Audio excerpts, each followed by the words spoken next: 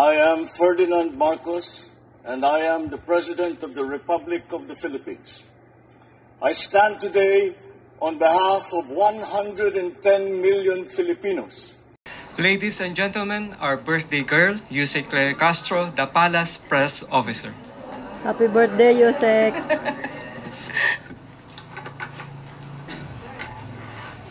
Wish you all the best po. Ayan, Magandang umaga, Malacanang Press Corps. Salamat, Yusek Claire.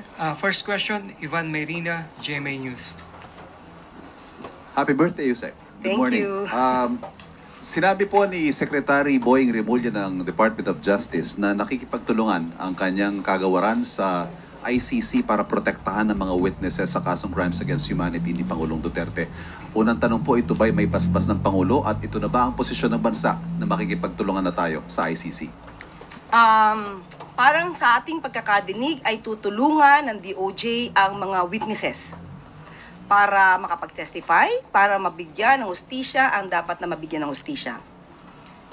Hindi directly makikipagtulungan sa ICC. But this is upon the request of the ICC. Still, ang tutulungan po natin ay ang kapwa nating Pilipino na nanantulong para mabigyan sila ng hustisya. At yan din naman po ang sinasabi ng Commission on Human Rights at ating kausap. Ito po ang kanilang mensahe.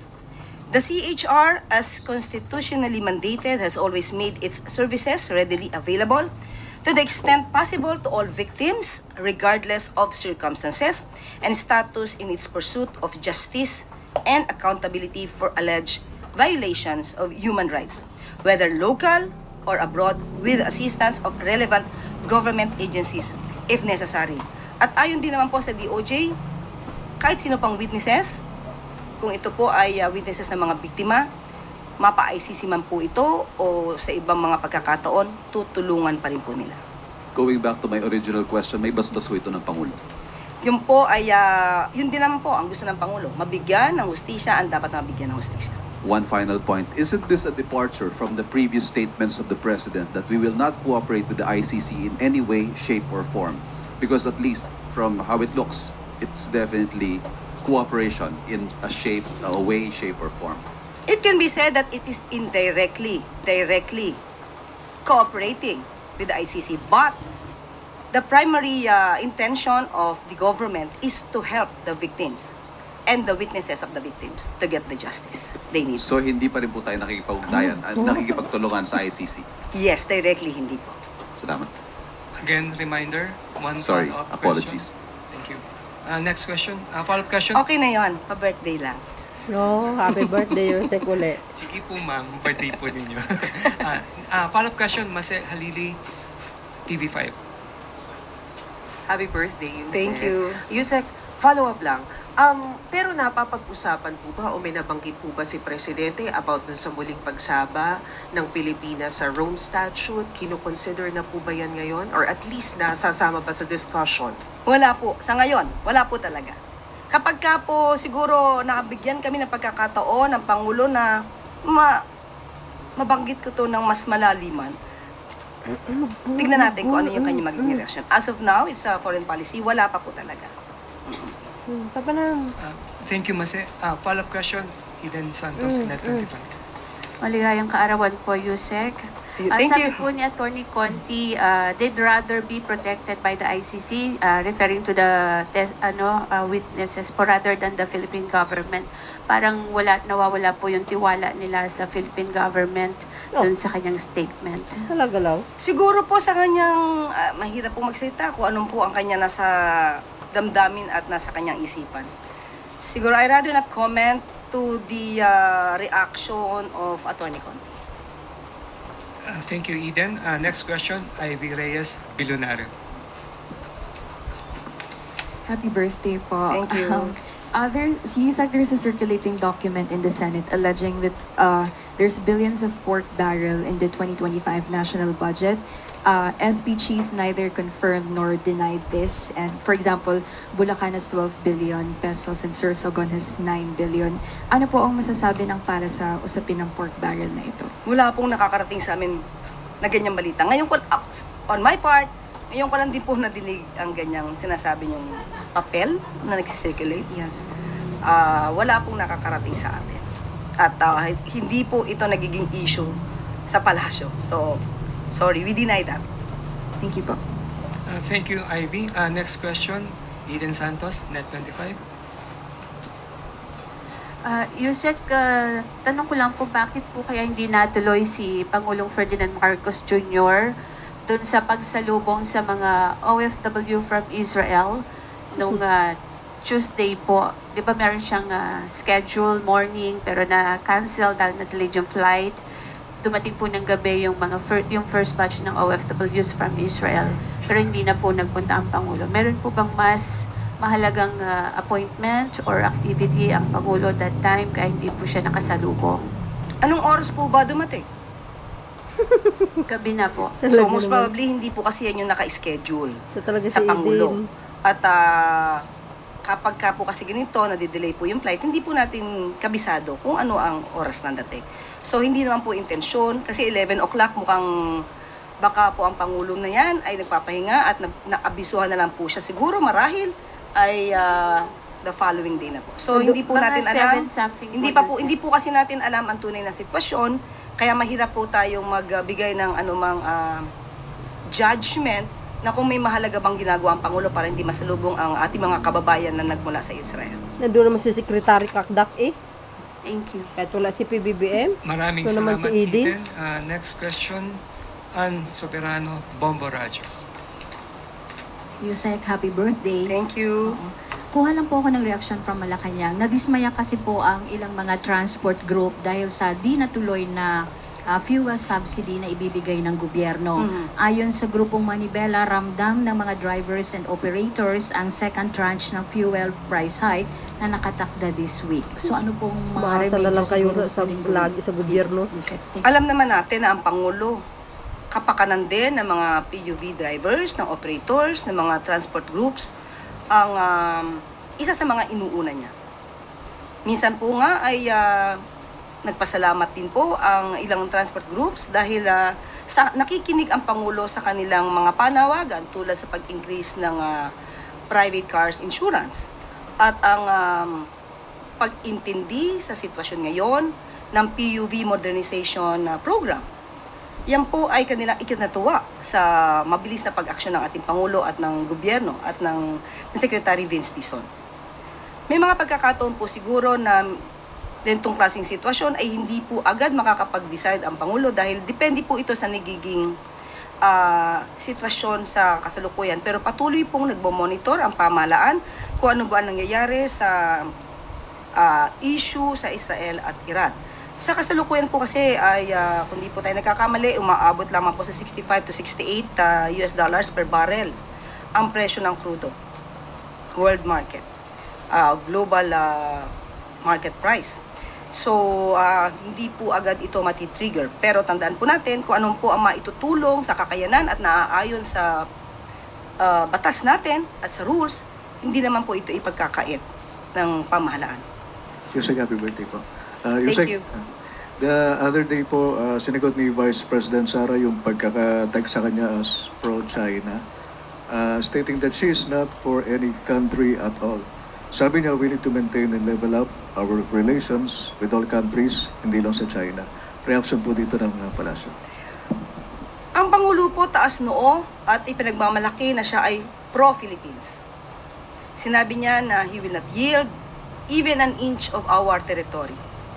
Ang tunay na Pilipino umaawit ng lupang hinirang na may dangal. Sinasambit ang mga katagang ang mamatay ng dahil sa iyo.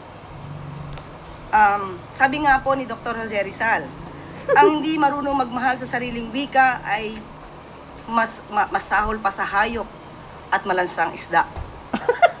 Paano pa kaya ang isang Pilipino, isang leader na umaming hindi mahal ang kanyang sariling bansa? Ano kaya ang kanilang amoy? Yun lang po. Sa palpal na naman si Butangera. Maraming salamat, Alvin Baltasar. Next question, Harley Valbuena, PTB4. Happy birthday, Yusek Dear. Thank you. Ma'am, your reaction lang po on VP Sara's statement saying na makaluma daw po ang PNP because of focusing on police visibility in streets rather than using modern technology such as drones, CCTVs, among others? Actually, nadinig nga po natin yan at kinuha ko na rin po talaga ang reaksyon ni PNP Chief natin, si General Torre, at ito po ang kanyang mensahe kay sa ating Vice Presidente. We appreciate the Vice President's insight on how we, the PNP, should do our policing so we can be there whenever we are needed by the community. First, we have already incorporated technologies such as drones and CCTVs in our operations. This had enabled us to build a strong foundation for our quick response. Second, the Vice President is welcome to come and visit us. And we are more than happy to show her how important the deployment of our policemen in key areas in our quick response team. Lastly, we respect everyone's opinion on how the PNP should do their job. Of course, we are willing to listen to the opinions which are credible and make sense. So, ayon dito sa ating PNP Chief, makinig po tayo ng opinyon sa mga taong may sense. With no more questions, Yuse Claire. Pahabol. Tuesday New, DZBB. Happy birthday, ma'am. Thank you. May mga nakita po kami sa social media about some reorganizations sa PCO. Mayroon po bang latest directives ang presidente para sa mga bagong tinanggap na courtesy resignations? For example, yung kay Secretary J. Ruiz na di umano, mayroon na raw pong ipapalit sa kanya. How true is this, ma'am? Wala pa pong nakakarating sa akin. Secretary J. remains to be the acting secretary of PCO. So, kung may mga ugong-ugong, wala pong nakakarating sa amin. Thank you, Tuesday. Kaninang umaga ay pinangunahan ni Pangulong Ferdinand R. Marcos Jr. ang pagbubukas ng kauna-unahang Valor Clinic sa Fernando Air Base. Ang Veterans Access to Lifetime Optimized Healthcare o Valor Clinic na ito ay una sa pilot clinics sa ilalim ng Valor Health Network Program. Ang Valor Clinics ay naglalayong magbigay ng serbisyong medikal sa higit 93% ng ating mga veteranong sundalo na hindi naaabot ng kasalukuyang sistema. Makakaasa ang ating mga veteran soldiers sa mga serbisyong medikal gaya ng immunization services, health screenings, early diagnosis, lab test gaya ng X-ray, CT scan, at MRR sa mga local providers. At telemedicine consultations para sa mas mabilis na serbisyo. Magtatayo din ng Valor Clinic sa Fort Bonifacio General Hospital sa Taguig, sa North Luzon Command sa Tarlac, at sa Southern Luzon Command naman sa Lucena City. Dami. Ayon sa Pangulo, unang bahagi pa lamang ito at ilulunsad ang second and third phases ng Valor Health Network Program mula 2026 hanggang 2028. Klinaro din ng Pangulo na pati ang active duty soldiers ay makikinabang sa programa. Wow. Pinaplano na ring ihatid ang primary care services sa mga miyembro ng civil defense. Nagbigay naman ng direktiba si Pangulong Marcos Jr. sa DND at DBM. Siguraduhin na magbibigay ng sapat na pondo ang programa para maipatayo ang lahat ng Valor Clinics. May mensahe din ang Pangulo sa mga veteranong sundalo ng bansa. Hindi matutumbasan ng kahit anuman ang inyong paglilingkod. Sana ay maipadama ng pamahalaan na may masasandalan kayo sa oras ng pangangailangan. Nandirito rin ang gobyerno para patuloy na alagaan ang inyong kalusugan at tutukan ang inyong kapakanan.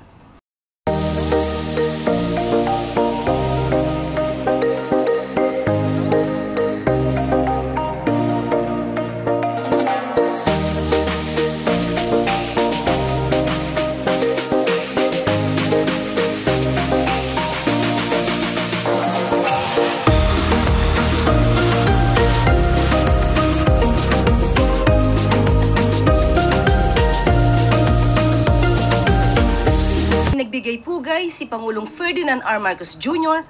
sa mga tauhan ng Air Education and Training Command o AETC sa Fernando Air Base.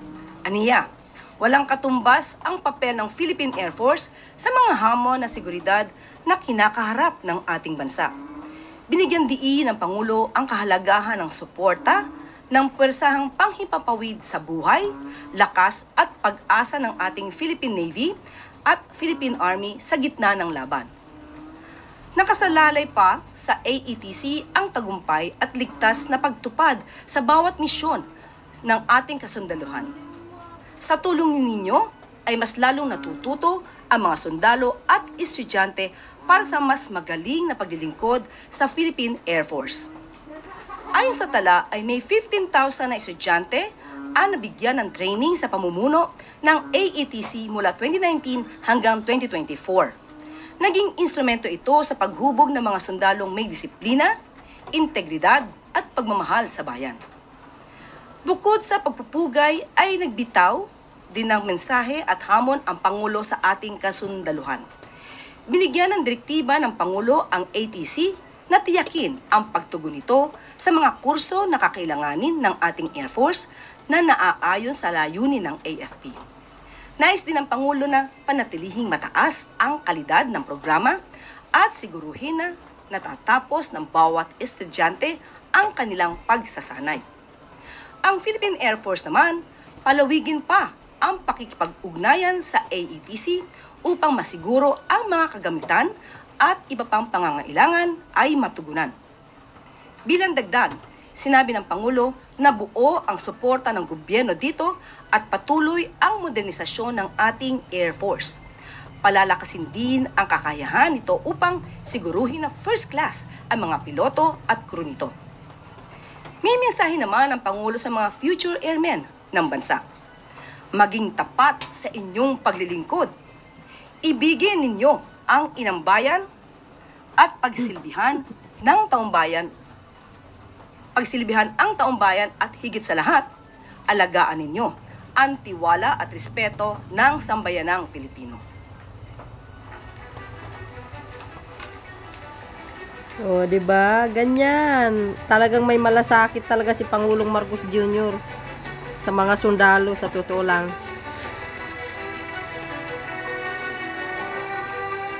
Ganyan dapat ang leaders. May malasakit, mapagmahal. Pagdating sa sundalo, talagang siyempre hindi niya nakakalimutan yan. Break tayo sa balitang pangkalusugan. Opisyal nang sinimula ng Philippine General Hospital ang pagpapatayo ng isang 16-story pediatric and adult specialty center. Layunin ng pasilidad na palawakin pa ang specialized healthcare para sa sambayanang Pilipino. Ayon sa PGH, magkakaroon ng 450 beds, makabagong pediatric emergency at operating rooms, intensive care units at outpatient clinics ang pasilidad. Tinatayang aabot sa 675.5 million pesos ang halaga ng nasabing gusali at matatapos ito sa taong 2027. Ang specialty center na ito ay simbolo ng pagpapahalaga ng pamahalaan sa pagpapahatid ng quality public health care sa sambayanan.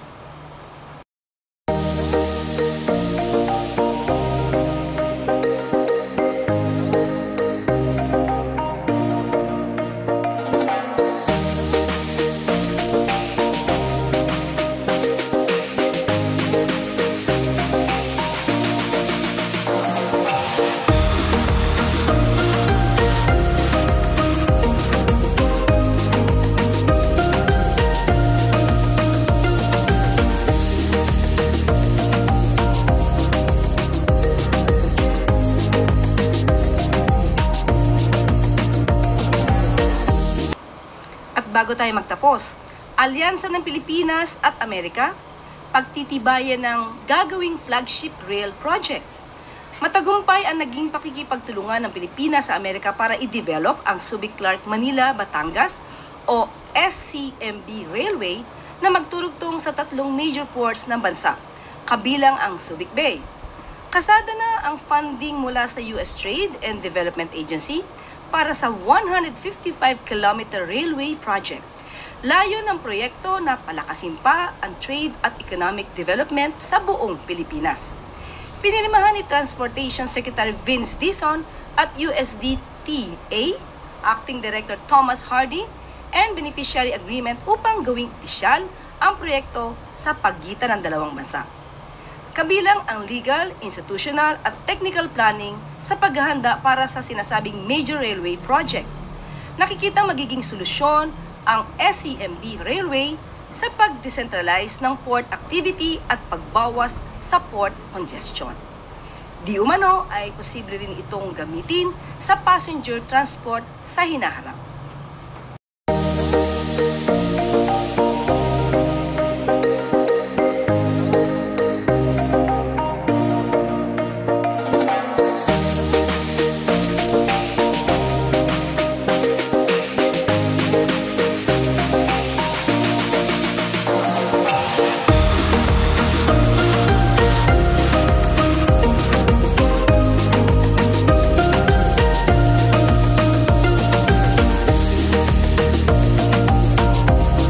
So yun mga kababayan, narinig nyo ang balita ni Yusek Castro. Ang ganda, no?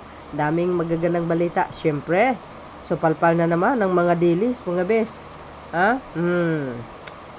Sinong hindi nagmahal sa sariling bansa, mas masahol sa mabahong isda. Tama yan, kaya iwasan, huwag suportahan ang mga pro-China. See you again guys on my next upload. Bye bye bye, yan babus, God bless Philippines.